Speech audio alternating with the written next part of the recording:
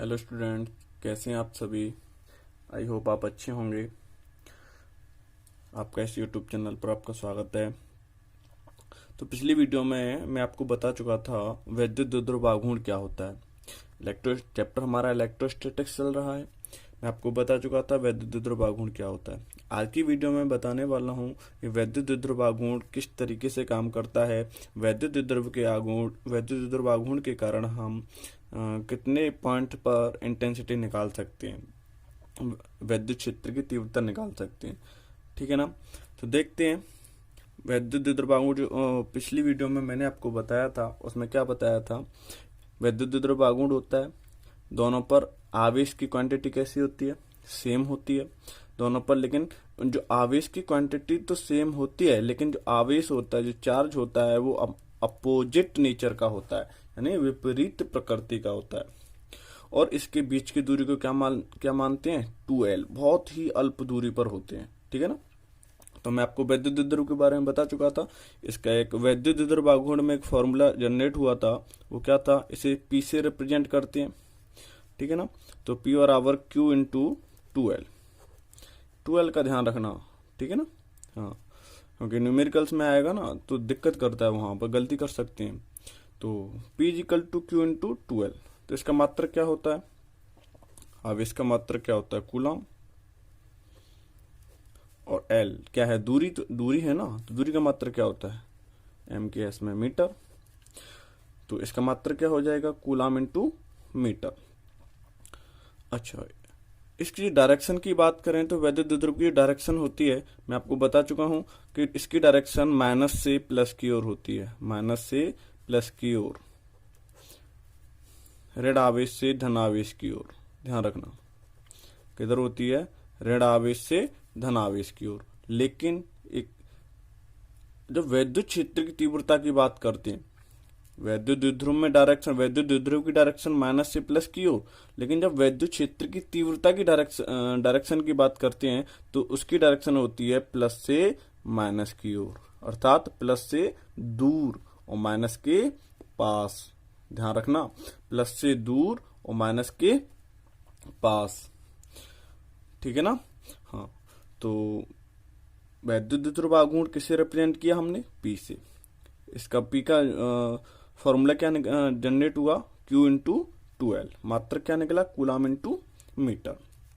चलिए, अगर हम इसकी CGS पद्धति की बात करें तो CGS पद्धति में इसका मात्रक क्या होता है। तो मैं आपको बता चुका हूं कि कूलम है, तो CGS पद्धति में क्या होगा, स्टेट कूलम। क्या होगा, स्टेट कूलम। तो यहां पर आवेश का मात्रक क्या हो जाएगा, स्टेट कूलम।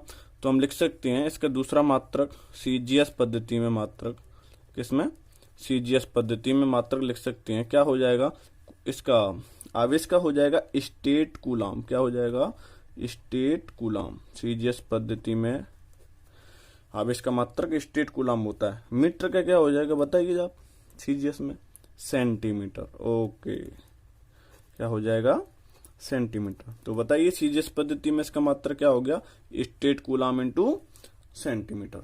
समझ में आ रहा है ना। ठीक है। इसका एक और अन्य मात्रक होता है, एक अन्य मात्रक क्या होता है, जिसे हम बोलते हैं डेबाई। क्या होता है, तो यहां पे लिख सकते हैं अन्य मात्रक में क्या होता है, डेबाई। डेबाई एक और अन्य मात्रक होता है। और एक डेबाई बराबर क्या होता है वो भी लिख लेते हैं हम यहाँ पे। डेबाई को D से रिप्रेजेंट करते हैं, तो 1 डेबाई इज इक्वल टू होता है 1/3 इंटू 10⁻⁻⁻ का 29 कूलम मीटर। क्या, कूलम मीटर। समझ में आ रहा है ना। ये आपका एयरफोर्स नेवी में आ सकता है। तो एक डेबाई बराबर क्या होता है, 1/3 इंटू 10⁻⁻ के 29 कूलम मीटर। ठीक है। चलिए, तो ये वाली बात मैं आपको बता चुका था। आगे बढ़ते हैं। इसकी विमा तो आपको पता है क्या होती है, LTA। क्या होती है, LTA, डायमेंशन, विमा। ठीक है ना। चलिए, अब मैं आगे बढ़ता हूं कि वैद्युत द्विध्रुव आघूर्ण कार्य किस तरीके से करता है और इससे कैसे हम इंटेंसिटी निकालेंगे, इलेक्ट्रिक फील्ड की जो इंटेंसिटी है वो हम कैसे निकालेंगे। ठीक है, क्योंकि भाई वैद्युत द्विध्रुव आघूर्ण वास्तव में किसका काम करता है, जब हम इसे इलेक्ट्रिक फील्ड में रखते हैं, एक समान वैद्युत क्षेत्र में रखते हैं, तो ये घूमने का काम करता है। किसका काम करता है, घूमने का काम करता है। भाई जब ये घूमता है तभी तो आपकी जो वैद्युत मोटर होती है उसमें क्या होता है, यही यही यही सिद्धांत तो होता है कि एक हम क्या करते हैं, एक आघूर्ण को जनरेट करते हैं उसके अंदर। अब आघूर्ण को जनरेट करते हैं तो वो उसे क्या करता है, घुमाने का काम करता है। तो वैद्युत द्विध्रुव आघूर्ण भी क्या करता है, घुमाने का कार्य। जब हम इसे वैद्युत क्षेत्र में रखते हैं तो ये घूमता है, और घूमता है तो अब कैसे कैसे काम करता है देखते हैं। तो सबसे पहले हम यहाँ पे देखेंगे वैद्युत द्विध्रुव आघूर्ण को हम किस तरीके से और कितने एंगल्स पर हम इसे डिफाइन कर सकते हैं। तो इसके लिए हमारे पास 3 एंगल्स हैं। सबसे पहले है आपका ये, दूसरा और ये तीसरा। तो पहली कंडीशन को हम बोलते हैं, यहां से लिख सकते हैं पहली कंडीशन को एंड ऑन पोजीशन, जैसे हम बोलते हैं अक्षीय स्थिति। क्या बोलते हैं, अक्षीय स्थिति में।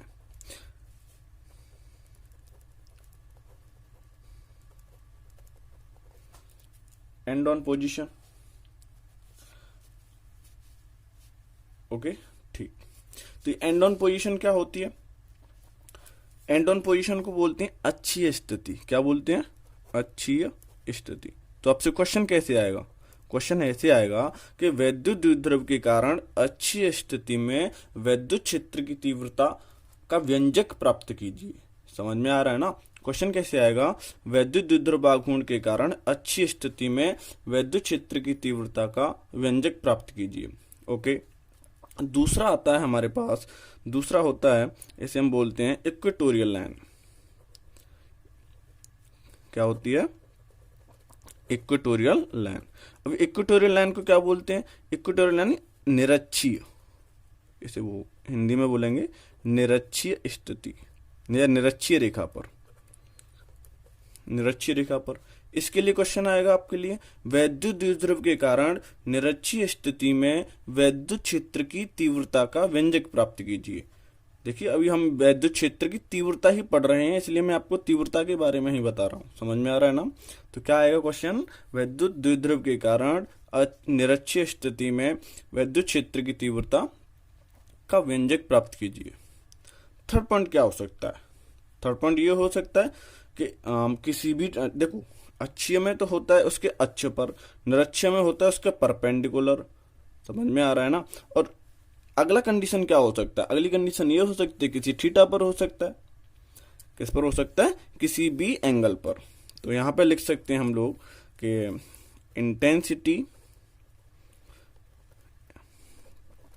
इंटेंसिटी ऑन एनी पॉइंट, है ना, किसी भी पॉइंट पर, किसी पॉइंट पर। जब इसको कर लेंगे और यहां पर उसकी वैल्यू रखते हैं, जैसे थीटा यहाँ पे 90 आएगा, इसमें क्या आएगा, थीटा 0 आएगा। तो यहाँ पर उनकी वैल्यू रखेंगे तो इस फॉर्मूले से ये दोनों ही जनरेट हो जाते हैं। ठीक है ना। तो 3 कंडीशन है, 3 कंडीशन को हम पढ़ते हैं और ये आपके सिलेबस में है। चलिए एक और चीज, यहाँ पर ये अच्छी स्थिति है, किसी बुक्स में कुछ लिखा होता है तो मैं इसको भी डिफाइन कर देता हूँ। अच्छी स्थिति को हम बोलते हैं अनुदैर्घ्य स्थिति, हिंदी में और लिख सकते हैं इसको, अच्छी स्थिति को हम अनुदैर्घ्य स्थिति बोलते हैं। ठीक है ना, 11th क्लास में पढ़ा होगा अनुदैर्घ्य तरंग, अनुप्रस्थ तरंग, है ना। हाँ, और इसको बोलते हैं हम लोग अनुप्रस्थ, अनुप्रस्थ स्थिति। समझ में आ रहा है ना, इसे क्या बोलेंगे, अनुप्रस्थ स्थिति। इंग्लिश में बोल सकते हैं हम इसे ब्रॉड साइड,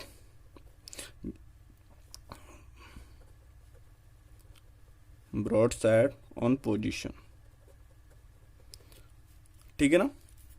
और intensity of any point from the basis of dipole, यानी डायपोल की अक्ष से, डायपोल के आधार से। ठीक है ना। ओके चलिए अब मैं आपको बारी बारी से बताता हूं कि वैद्युत द्विध्रुव के कारण इसके ऐसे इस व्यंजक को कैसे प्राप्त करते हैं, इस व्यंजक को कैसे प्राप्त करते हैं और इस व्यंजक को कैसे प्राप्त करते हैं। ठीक है ना। चलिए इनमें से हमारे पास 3 फॉर्मूले जनरेट होते हैं। वो 3 फॉर्मूले कौन से होते हैं, चलिए मैं आपके लिए डेरिवेशन करता हूं। तो इसमें पहला पॉइंट आता है आपका, वैद्युत द्विध्रुव की अच्छी स्थिति में किसी बिंदु पर वैद्युत क्षेत्र की तीव्रता। तो सबसे पहला पॉइंट अच्छी स्थिति में फाइंड करेंगे हम लोग, तो इंग्लिश में हो सकता है to find the intensity of electric field on any point in end on position of electric dipole. ठीक है ना। हाँ, अब हमें किसी भी बिंदु पर, लेकिन अच्छी स्थिति में होना चाहिए। अच्छी स्थिति में हमें क्या करना है, उसकी इंटेंसिटी ऑफ इलेक्ट्रिक फील्ड ज्ञात करना है, वैद्युत क्षेत्र की तीव्रता ज्ञात करनी है। कैसे होगी, चलिए मैं इसके लिए आपके लिए पहले चित्र बना लेता हूँ। मैं चित्र बना लेता हूँ, फिर उसके बाद समझाता हूँ। ओके, देखिए चित्र बना लिया है। इसमें क्या है, अच्छी स्थिति यानी उसके अक्ष पर ही कोई पॉइंट होना चाहिए। तो हमने माना उसके अक्ष पर कोई पॉइंट क्या मान लेते हैं, P मान लेते हैं, लेकिन होना चाहिए किस पर, अक्ष पर। अच्छा, इधर भी हो सकता है और इधर भी हो सकता है, पर लेकिन ध्यान रखिए मैंने जो आपको बताई थी कि वैद्युत द्विध्रुव आघूर्ण की जो डायरेक्शन होती है वो प्लस से माइनस की ओर नहीं होती। कैसी होती है, माइनस से प्लस की ओर। ध्यान से सुनिए, वैद्युत द्विध्रुव की जो डायरेक्शन होती है वो माइनस से प्लस की ओर होती है। जो जाहिर सी बात है, जब उसकी डायरेक्शन माइनस से प्लस की ओर है तो डायरेक्शन दिशा में ही तो उसके अक्ष पर चलेंगे हम लोग, उसी दिशा में तो चलेंगे। तो ध्यान रखना उसकी डायरेक्शन माइनस से प्लस की ओर है, इसलिए जो अक्ष पर चलेंगे हम वो प्लस वाले की साइड से चलेंगे। समझ में आ रहा है ना। हाँ, इधर इधर चलोगे तो गलती करोगे। समझ में आ रहा है, ठीक है, इधर चलना है हमें। ओके, अब बात करते हैं कैसे ये निकलेगा। सबसे पहले हम क्या मान लेते हैं, माना ए बी क्या है, एक वैद्युत द्विध्रुव है। साथ ही साथ लिखते हुए चलना आप लोग, मैं यहाँ पे हिंदी में नहीं लिख रहा हूँ, मैं आपको डायरेक्ट डेरिवेशन कराऊंगा। ठीक है ना, आपको कॉपी में अपने में नोटबुक में लिखते हुए चलना है। कैसे, माना ए बी एक वैद्युत द्विध्रुव है जिसके बीच की दूरी क्या बताई थी, 2l होती है। l, अब देखो कैसे l को l में से क्यों तोड़ते हैं, अब समझ में आ रहा होगा, आएगा आप अभी और आगे देखते रहोगे तो और समझ में आएगा। ठीक है ना, इसके बीच की दूरी 2l होती है। इसका एक मध्य बिंदु क्या है, O है, और बिंदु ए पर माइनस क्यू आवेश तथा बिंदु बी पर प्लस क्यू आवेश रखा है। ठीक है ना, जिसके अच्छी स्थिति में, किसके, वैद्युत द्विध्रुव की अच्छी स्थिति में कोई बिंदु P है, कोई बिंदु क्या है, P है, जिस पर हमें वैद्युत क्षेत्र की तीव्रता ज्ञात करनी है, जिस पर हमें वैद्युत क्षेत्र की तीव्रता ज्ञात करनी है। इसी जगह पर हमें ई फाइंड करना है। ठीक है ना, माना बिंदु O से, ये मिड पॉइंट है ना, माना बिंदु O से, अच्छा मिड पॉइंट कैसे है, इधर भी L है इधर भी L है, दोनों दूरी बराबर हैं तो ये क्या होगा, मिड पॉइंट होगा। ठीक है, बिंदु O से P की दूरी R है, बिंदु O से P की दूरी क्या है, R, मीटर में, M के S में लेके चलेंगे। ठीक है ना, R मीटर है। ओके, तो अब मेरे को बताइए तो बिंदु B की दूरी कितनी होगी, बिंदु B से दूरी कितनी होगी इसकी, भाई इतनी, ये पूरी टोटल R है, तो बिंदु B तक कितनी होगी, तो हम कर सकते हैं यहाँ से बिंदु B तक होगी, और टोटल में से ये वाला पार्ट घट जाएगा ना, ये वाला पार्ट घट जाएगा तो कितनी हो जाएगी, R माइनस का L। समझ में आ रहा है ना, नहीं समझ में आ रहा तो एक बार वीडियो को पॉज कीजिए और फिर दोबारा से अपने आप समझने की कोशिश कीजिए। नहीं समझ में आया तो वीडियो को फिर से वापस कीजिए।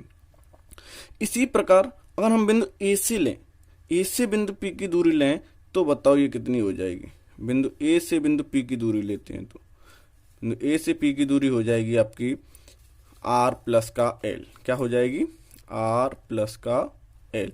देखो यहां से लेके यहां तक तो कितना आर था ये वाला, और कितना जुड़ गया उसमें, एल और जुड़ गया। ठीक है ना, हाँ तो हम लोग लिख सकते हैं जैसे कि मैंने आपको पहले बताया कि बिंदु बी से पी की दूरी आर माइनस एल है, बिंदु ए से पी की दूरी आर प्लस एल होगी। ठीक है ना, और बिंदु पी पर हमें वैद्युत क्षेत्र की तीव्रता ज्ञात करनी है। चलिए अब हम क्या करते हैं, अब वो बिंदु ए से बिंदु बी से हमें क्या करनी है, इस पर वैद्युत क्षेत्र की तीव्रता ज्ञात करनी है। तीव्रता कैसे ज्ञात करेंगे, वही वाली पॉइंट जो मैं आपको एक डेरिवेशन करा चुका हूं, किसी बिंदु आवेश के कारण, अलग अलग करना, किसी बिंदु आवेश के कारण विद्युत क्षेत्र की तीव्रता क्या होती है। तो ठीक है ना, तीव्रता में डायरेक्शन माइनस से प्लस की ओर यानी प्लस से दूर होती है तीव्रता में, और माइनस के पास होती है। वैद्युत द्विध्रुव में डायरेक्शन क्या होती है, माइनस से प्लस की ओर, ऐसे ध्यान रखिए इसको, ठीक है ना। तो अब हमें क्या करना है, सबसे पहला पॉइंट करना है कि बिंदु बी, ऐसे करते हैं, बिंदु ए कर लेते हैं, बिंदु ए के कारण बिंदु पी पर वैद्युत क्षेत्र की तीव्रता, बिंदु पी पर वैद्युत क्षेत्र की तीव्रता, या ऐसे ऐसे ऐसे बोल सकते हैं हम इसको कि माइनस क्यू आवेश के कारण बिंदु पी पर वैद्युत क्षेत्र की तीव्रता। समझ में आ रहा है ना, ऐसे भी बोल सकते हैं। चलिए अब आगे इसमें क्या करेंगे हम, तो इसमें ये पता लगाएंगे कि डायरेक्शन किधर से किधर जा रही है। चलिए तो हम क्या करते हैं, माइनस है, माइनस क्यू आवेश के कारण देखेंगे हम लोग, तो माइनस क्यू आवेश के कारण वैद्युत क्षेत्र की तीव्रता क्या होती है, माइनस वाले की ओर, यानी माइनस वाले के पास। तो इसकी जो डायरेक्शन होगी वो किधर होगी, इधर ही होगी। किधर होगी, इधर। इसको मैं क्या नाम दे देता हूं, E1 नाम दे देता हूं, ठीक है ना। लेकिन ये प्लस है तो प्लस के कारण किधर होगी, E2 होगी, इधर। मैंने इसको नाम दे दिया E2, ठीक है ना। माइनस के कारण क्या है, E1 है, और प्लस के कारण क्या है, E2 है, ठीक है।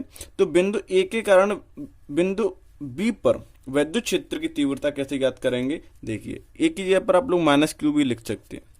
तो क्या होगी, E1 फॉर्मूला क्या होता है, 1/4πε0। अच्छा सर वायु के लिए कर रहे हैं तो कोई दिक्कत नहीं है, हम लोग की मान सकते हैं, कोई भी माध्यम हो सकता है। तो 1/4πε0 के क्यू अपॉन, देखिए दोनों आवेश तो समान है परिमाण में, ठीक है ना, क्यू अपॉन आर स्क्वायर। जरा बताइए इसके बीच की दूरी कितनी है, r square, r plus l का होल स्क्वायर, ठीक है ना। इसको क्वेश्चन नंबर फर्स्ट बताइए। अच्छा ये बताइए यहां पर डायरेक्शन किधर होगी, डायरेक्शन होगी आपकी पी से ए की ओर। किधर होगी, पी से ए की ओर, माइनस है ना तो इसकी ओर होगी, तो यहां पे लिख सकते हैं पी से ए की ओर। अब तो समझ आ रहा है ना। इसी प्रकार हम लोग क्या करेंगे, इसके कारण निकालेंगे, किसके कारण, बिंदु बी पर रखे आवेश के कारण, बिंदु बी पर रखे आवेश के कारण,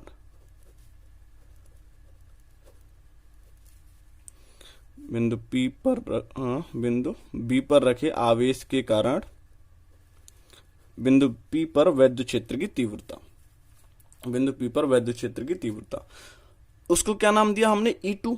चलिए तो अब हमें क्या निकालना है, E2 बराबर निकालना है। तो E2 बराबर निकालेंगे, मैं यहां पे लिख देता हूं,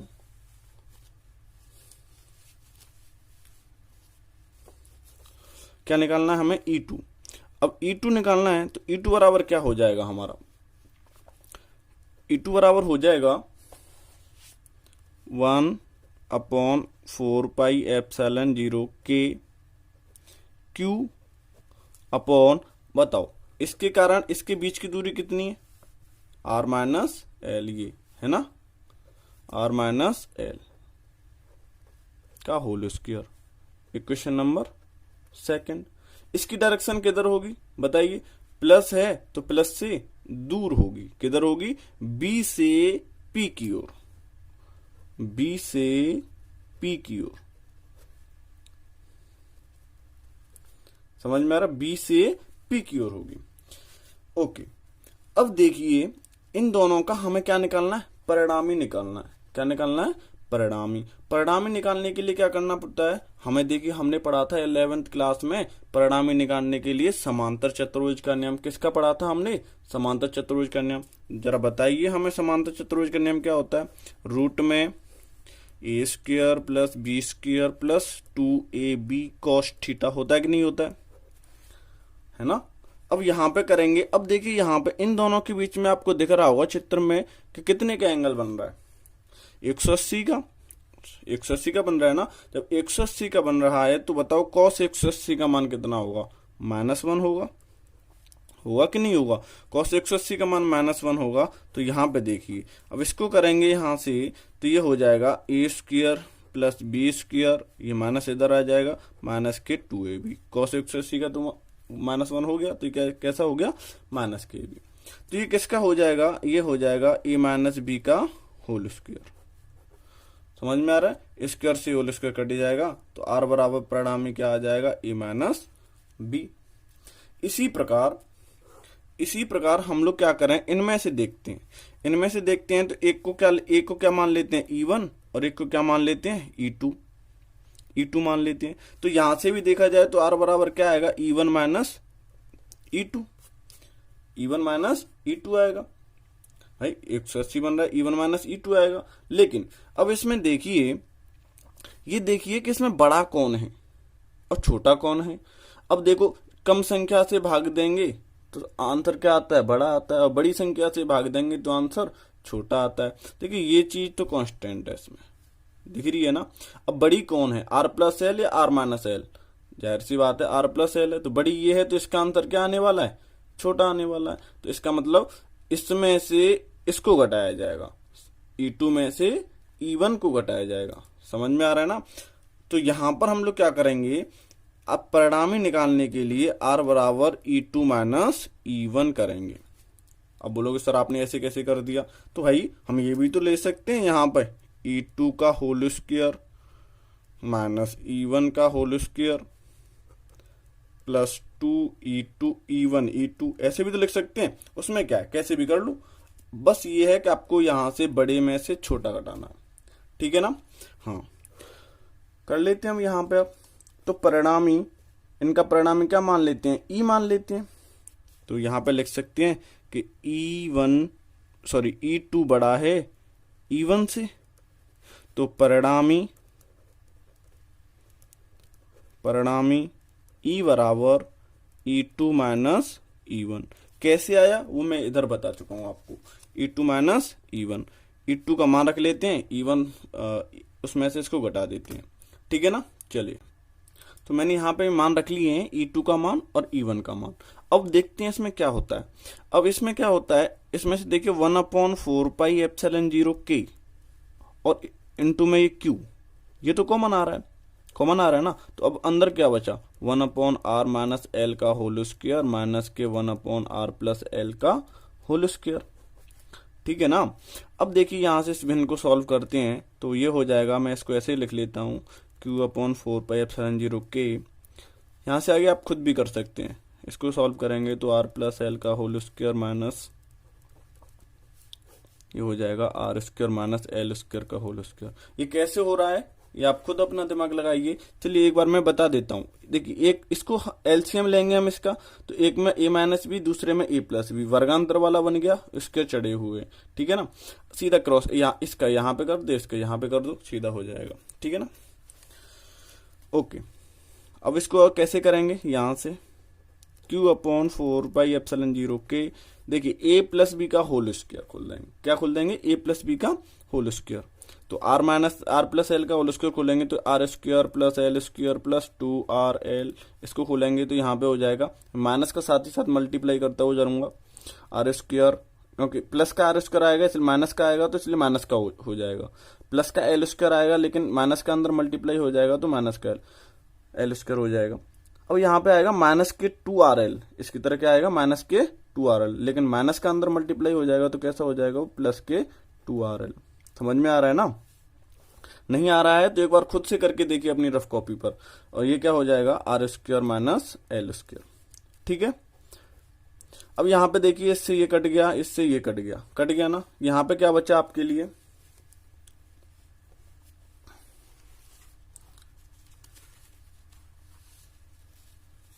यहाँ पे बचता है आपके लिए Q/4πε0 k 4rl upon r square minus के एल स्क्वायर का होल स्क्वायर, ठीक है ना। अब यहाँ पे हम क्या करेंगे, यहाँ पे हम क्या करेंगे, Q/4πε0 इसको लिख देंगे हम लोग 2r इंटू में 2r इंटू 2l, इसको हम क्या लिख देंगे, 2r इंटू 2l। क्यों, क्योंकि हमें 2l प्राप्त करना है और 2l मिल जाएगा तो Q इंटू 2l क्या बन जाएगा, हमारा द्विध्रुव आघूर्ण बन जाएगा। समझ में आ रहा है ना। बट नीचे क्या रख देंगे, r square minus l square का होल स्क्वायर। अब एक बात ध्यान देने वाली बात है यहां पर कि जो एल एल है हमारा, एल है वो छोटा है आर की कंपेरिजन, क्योंकि अल्प दूरी थी, छोटा है। तो बताओ इसका वर्क करेंगे तो कितना छोटा हो जाएगा, और छोटा हो जाएगा। और छोटा हो जाएगा तो उसको हम छोड़ नहीं सकते, वो नगण्य हो जाता है, इसलिए हम छोड़ देते हैं। तो यहाँ पे बचता है हमारा, ये मैं ऐसे लिख देता हूँ 1/4πε0 के, इसको लिख देता हूँ Q into 2L into 2R बट्टे, अब हमने एल स्क्वायर को छोड़ दिया, क्या बचा, आर स्क्वायर की पावर स्क्वायर। ठीक है ना। अब देखते हैं इसका क्या होता है। यहां पर देखेंगे तो ये हो जाएगा 1/4π, दिख रहा है ना, ठीक, 1/4πε0 के Q इंटू 2L की जगह क्या रख सकता हूं, P। चलिए मैं यहां पर रख देता हूं P into 2R upon R की पावर 4, चूंकि यहां पे लिख सकते हैं P is equal to Q into 2L यानी 2QL। ठीक है, ये हो जाएगा 1/4πε0 के, R से ये कट जाएगा, 3 बचेगा यहाँ पे, ये हो जाएगा 2P अपॉन RQ। तो परिणामी E बराबर क्या मिला हमें, परिणामी E बराबर मिला 1/4πε0 के 2P अपॉन RQ। यही आपका आंसर है। मात्रक क्या होता है उसे निकाल सकते हैं। वैद्युत क्षेत्र की तीव्रता E बराबर क्या होता है, F अपॉन Q, यानी न्यूटन प्रति कूलम, न्यूटन प्रति कूलम। समझ में आ रहा है ना। ठीक है, ये आपका डेरिवेशन हो गया। यहाँ पर परिणामी बिंदु P पर जो परिणामी निकलेगा, जो बिंदु P पर परिणामी निकलेगा ये वाला, वो क्या निकलेगा, E बराबर 1/4πε0 2P अपॉन RQ। इसकी डायरेक्शन क्या होगी बताइए, ऋण आवेश से धन आवेश की ओर। वैद्युत क्षेत्र की इसमें जो डायरेक्शन होगी वो क्या होगी, ऋण आवेश से धन आवेश की ओर। चलिए, अच्छा ऋण आवेश से धन आवेश की ओर क्यों होगी, ये आप लोग खुद पता लगा सकते हैं। देखिए फिर मैं बता देता हूं, ऋण आवेश से धन आवेश की ओर इसलिए होगी क्योंकि देखिए हमारा जो E1 है ना, वो E1 क्या है, छोटा है। देख लीजिए, अब E1 क्या है, छोटा है E2 से। E1 छोटा, जब ये छोटा है E2 से, तो ताकतवर कौन हुआ, कौन हुआ भाई, यहां से देखेंगे, यहां से ताकतवर E2 हुआ। E2 हुआ तो E2 खींच के लेके जाएगा ना इसको, E2 खींच के लेके जाएगा, इधर E2 खींच के लेके जाएगा, E1 कम पड़ जाएगा। तो इसकी डायरेक्शन कैसी होगी, द्विध्रुव के अकॉर्डिंग माइनस से प्लस की ओर। समझ में आ रहा है। तो इस बिंदु पर जो डायरेक्शन होगी वो ऋण आवेश से धन आवेश की ओर। समझ में आ रहा है ना, ये बात अच्छे से समझना। ताकतवर कौन है, E2। हाँ चलिए, अब मैं आपको बताता हूं नेक्स्ट डेरिवेशन जो है आपका अनिरक्षीय स्थिति में, ठीक है ना, अनुप्रस्थ स्थिति में, वो कैसे होता है। चलिए अब स्टार्ट करते हैं। तो सेकंड पॉइंट पर है हमारा, वैद्युत द्विध्रुव की निरक्षीय स्थिति में किसी बिंदु पर वैद्युत क्षेत्र की तीव्रता ज्ञात करनी है हमें, यानी to find the intensity of electric field of any point in equatorial of electric dipole. ठीक है ना, ये है। तो इसमें हमने क्या किया, जो निरक्षीय स्थिति होती है वो क्या होती है, एक हम वैद्युत द्विध्रुव बनाते हैं और उसका जो O पॉइंट होता है उससे R मीटर की दूरी पर कोई बिंदु क्या मानते हैं, P मानते हैं। R मीटर की दूरी पर स्थित कोई बिंदु क्या मानते हैं, P मानते हैं। अच्छा ये तो पता है आपको, इसमें ये वाली दूरी क्या होती है, L, ये दूरी भी क्या होती है, L। ठीक है, तो आप मेरे को बता सकते हो क्या ये वाली दूरी कितनी होगी। अब जब निरक्षीय स्थिति में है तो ये वाला कोण कितने का होगा, 90 डिग्री का। जब ये वाला कोण 90 डिग्री का होगा तो आप पाइथागोरस नहीं लगा सकते। तो इसका मतलब इसका वर्ग, लंब का वर्ग धन आधार का वर्ग, दोनों जुड़ जाएंगे, बराबर इसके हो जाएगा। तो ये क्या हो जाएगा, रूट में R² प्लस L², यही होगा ना। ठीक है, इसी प्रकार देखेंगे तो ये भी 90 का, ये भी हमारे पास राइट एंगल ट्रायंगल है, तो ये क्या हो जाएगा, ये इसका वर्ग धन इसका वर्ग, दोनों ऐड होकर के यहाँ पे जुड़ जाएंगे, क्या हो जाएंगे, R² प्लस L²। तो यहाँ से कहीं ना कहीं देख रहे हैं हम लोग कि जो बिंदु P की दूरी है, जो बिंदु P की दूरी है वो दोनों आवेशों से समान दूरी पर है। दोनों आवेशों से कैसे हैं, समान दूरी पर हैं। तो समान दूरी पर हैं तो देखते हैं क्या होता है। सबसे पहली बात यहाँ पे जानने की ये है कि डायरेक्शन कैसे होगी। तो प्लस क्यू आवेश के कारण बताइए डायरेक्शन प्लस से दूर कैसी होगी, दूर, तो यानी ऐसी जाएगी। इसको हम क्या नाम दे सकते हैं, यहाँ पे कुछ भी नाम दो, ई बी है तो E2 नाम दे देते हैं, क्योंकि बी को दूसरा पॉइंट मान लेते हैं, ठीक है ना। अब ये क्या है हमारे पास माइनस। अब बताओ इस वाले पॉइंट पर माइनस क्यू आवेश के कारण विद्युत क्षेत्र की तीव्रता क्या होगी, माइनस वाले के पास, ठीक है ना। तो इसको हम नाम दे देते हैं E1। अच्छा, विद्युत क्षेत्र की तीव्रता की डायरेक्शन क्या होती है, प्लस से माइनस की ओर। लेकिन हमें पता कब चलेगा, जब हम दोनों का परिणाम ही निकालेंगे, तभी तो पता चलेगा ना कौन ताकतवर है। लेकिन यहाँ पे देखा जाए तो सब पावरफुल का कोई मतलब ही नहीं है। क्यों, क्योंकि दोनों बीच की जो डिस्टेंस है, आवेश तो समान ही होता है, लेकिन जो बीच की डिस्टेंस है वो भी समान है। वो भी कैसी है, समान है। अब वो भी समान है तो कैसे होगा, ठीक है ना। अब वो भी समान है तो इसकी डायरेक्शन क्या होगी, प्लस से माइनस, क्योंकि दोनों फोर्स हैं वो कैसे हैं, बराबर हैं। दोनों फोर्स हैं वो कैसे हैं, बराबर हैं। तो इसकी डायरेक्शन किधर से किधर जाएगी, प्लस से माइनस की ओर। और इसको अच्छे से समझने के लिए जो इसका परिणाम ये आएगा, और इसको अच्छे से समझने के लिए मैं एक अलग से चित्र बनाता हूं यहाँ पर। इसी का ये घटक हैं, इनको कुछ ऐसे बना देता हूं मैं, ऐसे, ये ठीक है ना। इसको नाम दे दिया मैंने E2, इसको नाम दे दिया E1, और इसको नाम दे दिया मैंने E1, ठीक है ना। अब यहां पे देखेंगे ये E2 है, इसको भी नाम देता हूं मैं E2, इसको नाम देता हूं E1। अब देखिए यहां पे क्या है, ये दोनों हैं हमारे पास, ये दोनों लंबवत घटक हैं। लंबवत घटक मतलब एक ऐसे परपेंडिकुलर बनाओ, लंबवत घटक। यहां पे अगर हम थीटा लेते हैं, ये थीटा है तो ये इसके पैरेलल जाएगा, तो ये भी थीटा होगा। जब ये थीटा होगा तो थीटा के सामने की भुजा क्या होती है, लंब होती है ना। तो लंब और साइन थीटा बराबर क्या होता है, लंब बट्टे कर्ण। तो इसलिए ये लंबवत घटक है। समझ में आ रहा है, ये कैसा घटक है, लंबवत घटक है। अब बीच की डिस्टेंस भी बराबर है, E1 E2 के मान भी बराबर आएंगे। तो ये इधर खींचेगा, ये इधर खींचेगा। तो बताओ यहाँ पे टोटल दोनों बराबर ताकत से खींचेंगे तो किधर भी विस्थापित हो पाएगा, नहीं हो पाएगा। इसलिए निरक्षीय स्थिति में क्या होता है कि जो उसके ऊर्ध्वाधर घटक होते हैं वो एक दूसरे के प्रभाव को क्या कर देते हैं, निरस्त कर देते हैं। क्योंकि परिमाण में दोनों कैसे होते हैं, बराबर होते हैं, और विपरीत दिशा में होते हैं। इसलिए ऊर्ध्वाधर घटक क्या कर देता है, उसको नष्ट कर देता है, एक दूसरे के प्रभाव को नष्ट कर देता है। यहां पर बना सकते हैं ऐसे करके, समझ में आ रहा है ना। लेकिन जब हम इसके समांतर घटक की बात करें, इसके पैरेलल समांतर घटक की बात करें, तो यहां पे इसको बनाएंगे तो थीटा ये है, तो आधार है, आधार बट्टे कर्ण, आधार बट्टे कर्ण पे लेके जाएंगे ना हम, ये वाले पे। तो इसको आधार पे लेके आएंगे तो क्या कौन सा घटक हो जाएगा, समांतर घटक हो जाएगा। समांतर घटक हो जाएगा तो इधर से भी ये समांतर घटक, और इधर से भी देखा जाए तो इधर से भी ये इसका थीटा है ये, तो इधर से भी क्या हो जाएगा, ये समांतर इसके पैरेलल आ रहा है। तो इसका मतलब इस जगह पर जो परिणामी आ रहा है वो क्या आ रहा है, दोनों घटकों का परिणाम। यानी E बराबर क्या आ रहा है, इधर से भी जो E1 cos थीटा प्लस जो E2 cos थीटा है। परिणामी क्या आएगा, देखो हमें पहले यहां से इस पर लेके आना होगा, तो इसलिए cos थीटा आया हमारे पास। तो इसका जो परिणामी आएगा वो क्या आएगा, E बराबर E1 cos theta plus E2 cos theta.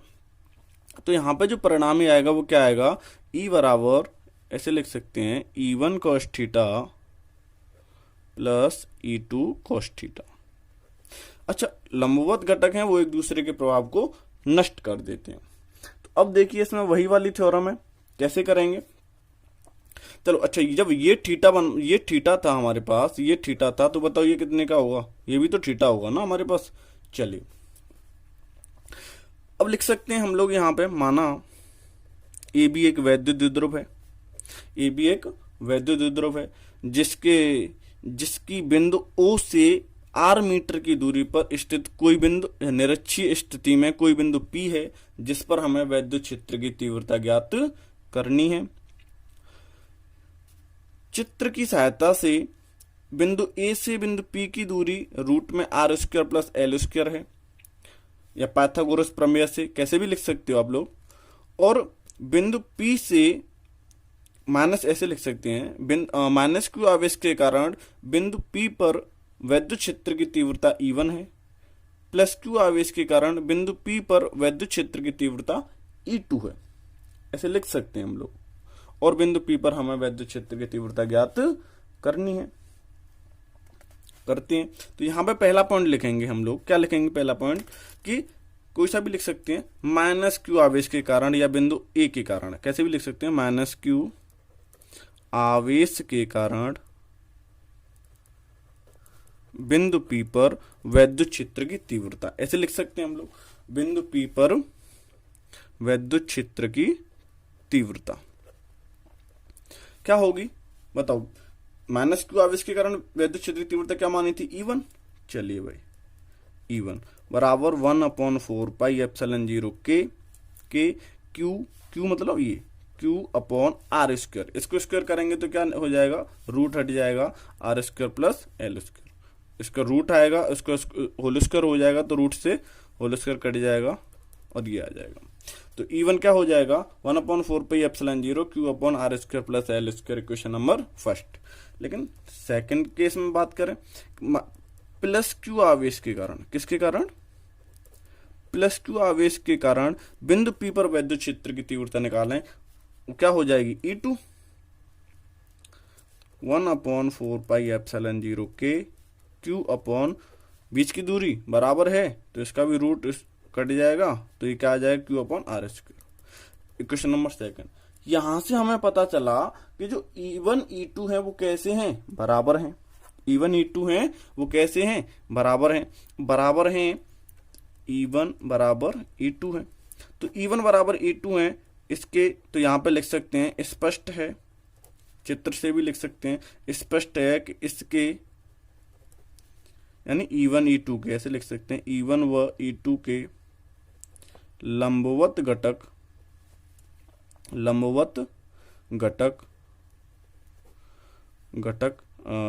नष्ट हो जाएंगे, या फिर लंबवत घटक क्या हो जाएंगे, नष्ट, ऐसे ही लिख सकते हैं हम लोग, नष्ट हो जाएंगे,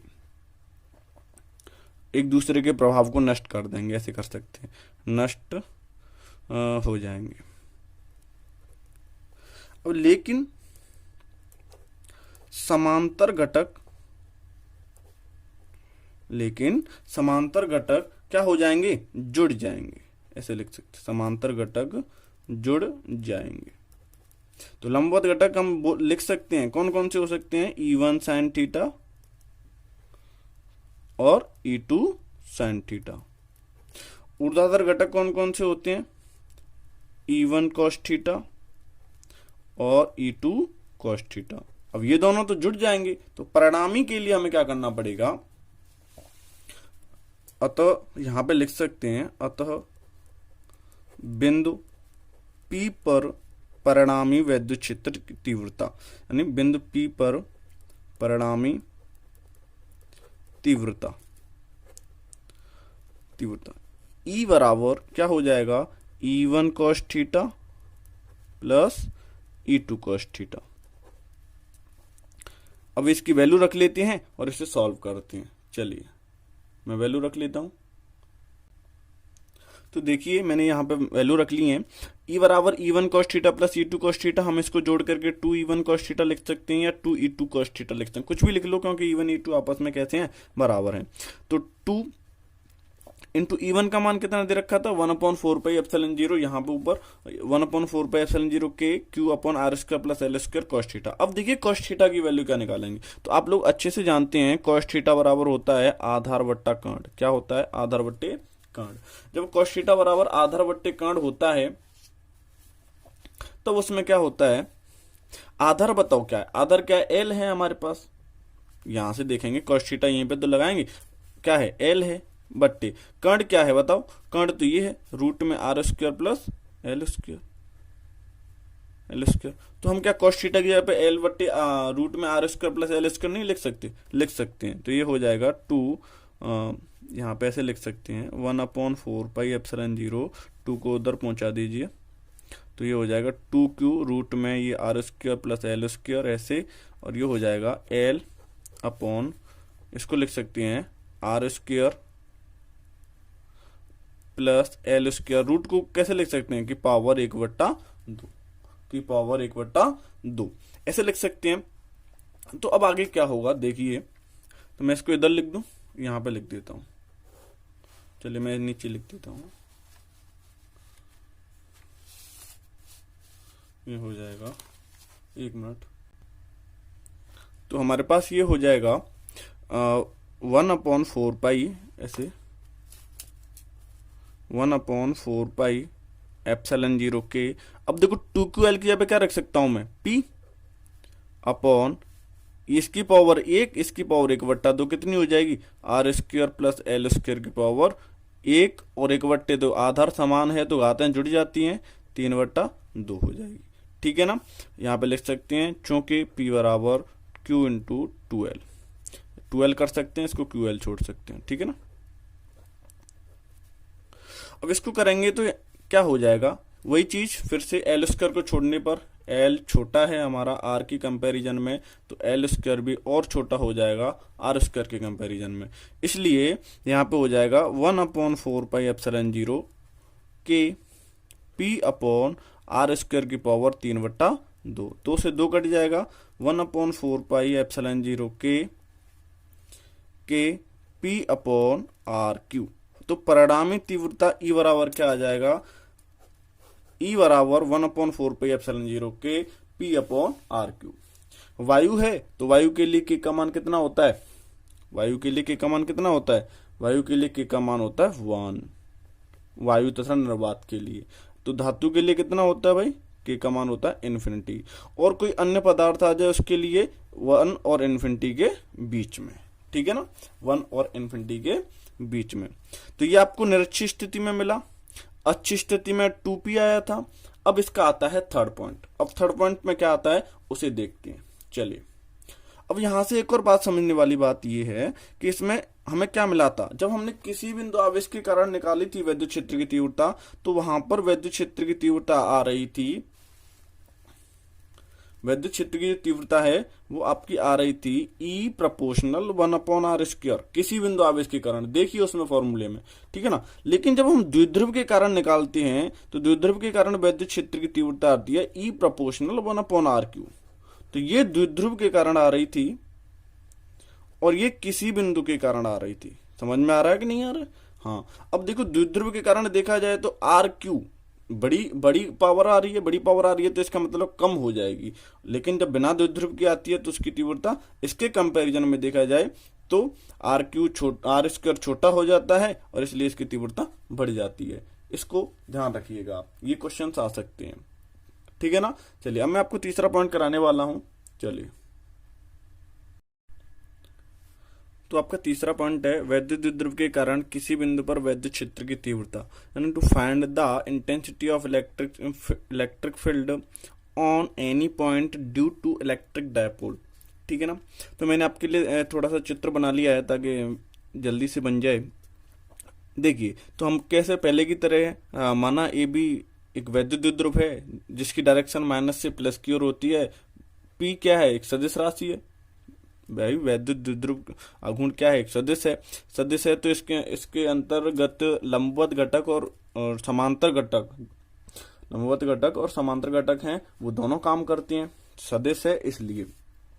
ठीक है ना, तो अब इसमें क्या होगा, पहले की तरह लिख लेते हैं हम। इसमें माना ए बी एक वैद्युत द्विध्रुव है जो कि वैद्युत द्विध्रुव से थीटा कोण पर झुका हुआ है, वैद्युत द्विध्रुव से थीटा कोण पर झुका हुआ है, जिससे यानी बिंदु O से P दूरी पर, बिंदु O से R मीटर की दूरी पर एक बिंदु P है जिस पर हमें वैद्युत क्षेत्र की तीव्रता ज्ञात करनी है।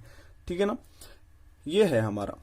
अब हम इसमें लिख सकते हैं पहली बात तो इसका ऊर्ध्वाधर घटक क्या होगा, लंबवत घटक क्या होगा। तो हम लिख सकते हैं P कैसी है, एक सदिश राशि है, सदिश राशि है, वेक्टर क्वांटिटी है। अब ये सदिश राशि है तो इसमें जो लंबवत घटक होगा वो क्या होगा, तो इसमें हम लिख सकते हैं दो घटक काम करेंगे, एक लंबवत घटक और दूसरा समांतर घटक। तो इसमें देखते हैं, पहले देखते हैं समांतर घटक। तो समांतर घटक क्या होगा, समांतर घटक, समांतर घटक इसके समांतर कौन सा होगा, ये वाला, ये समांतर घटक। तो इसको हम ऐसे यहाँ से एक परपेंडिकुलर खींचा जाए और इसमें रिलेशन निकाला जाए तो क्या निकलता है, आधार और कर्ण का, आधार कर्ण का निकलेगा तो समांतर घटक क्या हो जाएगा, ओपी कॉस थीटा। भाई ये पूरा क्या आ जाएगा, OP cos theta, OP cos theta, नहीं सॉरी पी कॉस थीटा लिख सकते हैं हम, क्योंकि वैद्युत द्विध्रुव है तो ये हो जाएगा पी कॉस थीटा। थीटा कोण बना रहा है तो क्या हो जाएगा, समांतर घटक पी कॉस थीटा, ठीक है ना, जो किसके अनुदिश होगा, ओपी के डायरेक्शन में। कैसे होगा, ओपी के अनुदिश। दूसरा आता है हमारे पास लंबवत घटक। क्या आता है, लंबवत घटक। और ये लंबवत घटक होगा तो लंबवत घटक क्या होगा, इसकी अगर हम ऐसे करें, इसका लंबवत घटक क्या होगा, इसके सामने की ये क्या, ये मान सकते हैं हम लोग इसका लंब, तो ये हो जाएगा, क्या हो जाएगा, ये इसको बोल सकते हैं हम लोग पी, वैद्युत द्विध्रुव के कारण। या फिर ऐसे बोल सकते हैं, एक ऐसे डायग्राम बना सकते हैं, नहीं दिख रहा, अब दिख जाए शायद, ठीक है ना। तो इसके जस्ट कैसा है, ये परपेंडिकुलर है, तो परपेंडिकुलर है तो कौन है, वैद्युत द्विध्रुव है। अब वैद्युत द्विध्रुव है तो क्या है, पी लगा दिया हमने। लंबवत है इसलिए साइन थीटा, क्योंकि साइन थीटा लंब और कर्ण, ठीक है ना। तो लंबवत घटक के लिए क्या हो जाएगा, पी साइन थीटा हो जाएगा। इसकी डायरेक्शन क्या होगी, वही होगी, कौन सी, ओपी के अनुदिश, ओपी के अनुदिश, ठीक है ना। इतना ध्यान रखना। अब देखिए इसमें क्या होता है, हमें बिंदु पी पर परिणामी निकालना है। अब समांतर घटक है तो ओपी के अंदर इसको मैंने E1 नाम दे दिया, ऊर्ध्वाधर घटक है इसको मैंने क्या नाम दे दिया, E2 नाम दे दिया। लेकिन परिणामी जो निकलेगा, परपेंडिकुलर है इसलिए 90 डिग्री का। अब परिणामी निकलेगा वो कहीं इसके बीच से होकर जाएगा, कहीं इसके बीच से होकर जाएगा। अब बीच से होकर जाएगा तो परिणामी के लिए मैं आपको पहले बता चुका था, आर बराबर क्या होता है, रूट में A square plus B square plus 2ab cos theta. अब हम इसको ऐसे कर सकते हैं, आर बराबर ए ना हो, ए बी ना हो करके क्या है, E1 square plus E2 square plus 2E1 E2 cos theta. अब बताइए जरा, दोनों घटकों के बीच में थीटा कितने का है, 90 का है ना। जैसे ही आप लोग थीटा इजिकल टू 90 रखोगे इसमें, तो ये क्या हो जाएगा, cos 90, और cos 90 का मान क्या हो जाता है, 0। क्या हो जाता है, 0। जब ये 0 हो गया तो बताओ परिणामी आर बराबर, परिणामी फिर इसको ई मान लेंगे ना, तो परिणामी ई बराबर क्या हो जाएगा, रूट में E1 का स्क्वायर प्लस E2 का स्क्वायर। यही होगा कि नहीं होगा, समझ में आ रहा है ना, ठीक है, ये हो जाएगा। तो यहां से लिख सकते हैं बिंदु P पर परिणामी तीव्रता E बराबर, अब E1 कैसे निकालेंगे, आप लोग अच्छे से निकाल सकते हो। कैसे निकाल सकते हैं हम लोग, यहां से E1, मैं ये चेंज करता हूं, E1 बराबर हो जाएगा वही बिंदु आवेश के कारण, ठीक है ना, सो द्विध्रुव आवेश के कारण। तो यहाँ पे हो जाएगा 1/4πε0 के, या वायु के लिए कुछ भी कर सकते हैं, के 2p/r³। लेकिन p नहीं है, कौन सा है, अब समांतर घटक है, समांतर घटक ये E1 माना है तो E1 cos थीटा, ठीक है ना। ऊर्ध्वाधर घटक के लिए E2 है, E2 माना है तो 1/4πε0 के क्या हो जाएगा, p sin, सॉरी क्या हो जाएगा, p sin theta upon r³। ऊर्ध्वाधर घटक यानी 90, ठीक है ना, p sin theta upon r³। परिणामी निकालना है तो परिणामी के लिए क्या रख देंगे, यहां पे परिणामी दोनों को रूट में लिख देंगे हम लोग, रख देते हैं। चलिए मैं इसको रख देता हूं, इसकी वैल्यू। तो चलिए इसमें क्या है, इसमें से 1/4πε0 के स्क्वायर चढ़ेगा तो स्क्वायर बाहर आ जाएगा, तो क्या बचेगा हमारे पास 1/4πε0 के। अच्छा 2 इधर है, इधर नहीं है, p है तो p पर स्क्वायर आएगा, p पर स्क्वायर आएगा तो p स्क्वायर भी बाहर निकल आएगा। क्या आएगा, p पर स्क्वायर है तो रूट कट जाएगा तो p बाहर निकल आएगा। दूसरा r³ है, इस पर भी स्क्वायर आएगा तो ये भी बाहर निकल आएगा। क्या बचेगा, r³, ठीक है ना। अब देखिए रूट के अंदर क्या बचता है, रूट के अंदर यहाँ पे बचा आपके लिए 2 बचा और ये बचा cos थीटा, तो ये हो जाएगा 2 cos थीटा का होल स्क्वायर, ठीक है ना, प्लस यहाँ पे क्या बचा, यहाँ पे बचा आपका साइन, तो ये हो जाएगा साइन स्क्वायर थीटा। ठीक है ना। इसको सॉल्व करेंगे तो ये हो जाएगा 1/4πε0 के पी अपॉन आर क्यू। इसको करेंगे सॉल्व, ये हो जाएगा 4 cos square theta plus sign square theta. अब साइन स्क्वायर थीटा को cos के पदों में लिख लेते हैं तो ये हो जाएगा 1 माइनस cos स्क्वायर थीटा। ठीक है ना। वही सर्वसमिका से, सर्वसमिका क्या होती है, तो यहाँ पे सर्वसमिका हम लोग लिख सकते हैं, सर्वसमिका sine square theta plus cos square theta बराबर 1 इससे। ठीक है ना। तो साइन स्क्वायर थीटा बराबर क्या निकल आएगा, ये उधर पहुंच जाएगा 1 माइनस cos स्क्वायर थीटा। अब देखते हैं आगे क्या करेंगे इसमें। तो ये है, इसको सॉल्व कर सकते हैं हम लोग। तो परिणामी ई बराबर क्या निकल के आएगा, ई बराबर निकल के आएगा 1/4πε0 के P upon are Q, P upon are Q. ये हो जाएगा 4 में से ये चला जाएगा, क्या बचेगा 1 + 3 cos square, 1 + 3 cos square theta, root में 1 + 3 cos स्क्वायर थीटा। समझ में आ रहा है। यही आपका क्या है, परिणामी वैद्युत क्षेत्र की तीव्रता। अगर हम इसे थीटा एंगल पे रखते हैं तो इसको डायरेक्ट याद कर लीजिए, वरना आपका डेरिवेशन है। अच्छा, इसी फॉर्मूले से वो दोनों आए हैं जो अक्षीय और निरक्षीय वाले कराए थे मैंने। कैसे आए हैं उनको जरा देख लेते हैं। अच्छा, अगर हम इसकी मात्रा की बात करें तो आपको पता ही है, न्यूटन प्रति कूलम। ठीक है ना। और वो दोनों जो फॉर्मूले हैं अच्छे निरक्षीय वाले, वो कैसे आए हैं जरा उसको और समझ लेते हैं। चलिए मैं दूसरे पेज पे बता देता हूं। यहां पर अच्छे और निरक्षीय वाले दोनों आए हैं, वो कैसे आए हैं देखिए। ई बराबर 1/4πε0 p upon are cube, root में 1 + 3 cos स्क्वायर थीटा। यही था ना। अच्छी स्थिति में बताओ थीटा क्या लेते थे हम, 0 डिग्री। भाई अच्छी स्थिति में क्या लेते थे, थीटा को 0 डिग्री लेते थे। तो बताओ cos 0 की वैल्यू रखो इसमें। अब cos 0 की जैसी वैल्यू रखेंगे आप लोग तो ई बराबर ये हो जाएगा 1/4πε0 p upon are Q, P upon are cube 1 + cos 0 की वैल्यू क्या होती है 1, 1 + 3 कितना हो गया 4, 4 का कितना हो जाएगा 2, वर्गमूल 4 का वर्गमूल क्या हो जाएगा 2, 1/4πε0 2p अपॉन आर क्यू। तो देखिए अच्छी स्थिति के लिए यही आया था कि नहीं आया था, समझ में आ रहा है ना। चलिए, अगर हम निरक्षीय के लिए बात करें तो थीटा बराबर क्या लेते हैं 90।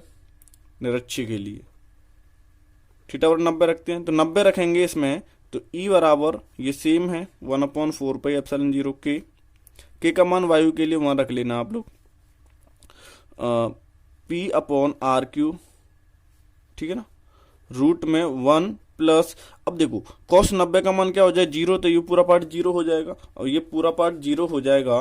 तो ये 1 बचा, 1 का वर्गमूल कितना होता है 1 होता है। तो ई बराबर कितना आ जाएगा 1/4πε0 के पी अपॉन आर क्यू। जरा देखना निरक्षीय स्थिति में यही आया था, न्यूटन प्रति कूलम। ठीक है ना। तो आप लोग कैसे भी कर सकती हैं। ये हो गया आपका। अगर आपको वीडियो अच्छी लगती है तो आप प्लीज इसको लाइक कीजिए, शेयर कीजिए एंड सब्सक्राइब कीजिए। लेकिन एक और बात रहेगी यहाँ पे, वो बात ये है कि जैसे हमने इसको देखा था तो परिणामी किधर जाएगा, इधर जाएगा परिणामी ई बराबर। ठीक है ना। परिणामी इधर जाएगा, अब इधर जाएगा परिणामी, ये ई निकल के आया है, ई इतना निकल के आया है हमारे पास। ठीक है ना। लेकिन अगर ये ई किससे E1 से क्या बना ले, कोई फाई कोण बना ले, कितने का बना ले फाई कोण बना ले, तब क्या करेंगे। तो भाई साहब फाई कोण बना लेंगे तो जस्ट इसके पैरेलल एक और लाइन खींच सकते हैं हम लोग। लाइन खींच, जब ये फाई है तो एकांतर के कारण ये भी क्या हो जाएगा फाई हो जाएगा। जब ये फाई हो जाएगा तो फाई के सामने की वजह क्या हो जाएगी लंब। समझ में आ रहा है ना। ये क्या हो जाएगी आधार। लंब और आधार में ही तो रिलेशन देखना है हमें, नहीं समझ में आया। लंब और आधार में देखो ये ऐसे जाएगा तो E1, लंब E2, तो लंब और आधार में रिलेशन किस में मिलता है 10 में। तो कैसे कर सकते हैं हम लोग, हम इसको कर सकते हैं, यहां पे कर सकते हैं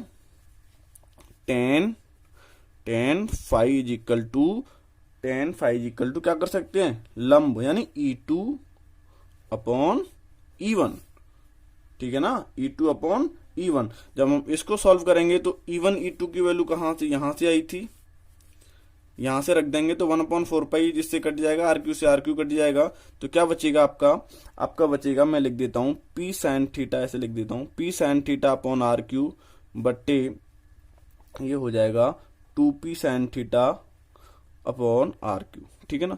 अब इससे करेंगे आरक्यू से तो आरक्यू कट गया, P से P कट गया, ठीक है ना, P से P कट गया, सॉरी साइन है कहाँ है, कॉस है, कॉस इसे कॉस कर लेना, कॉस थीटा, ठीक है ना।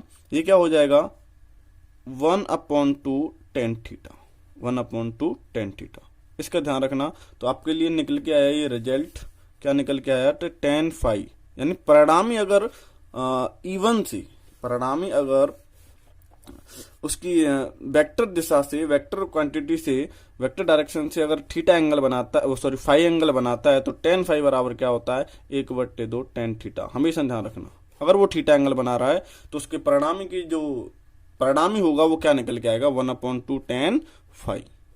मोस्ट इंपोर्टेंट है, ठीक है ना।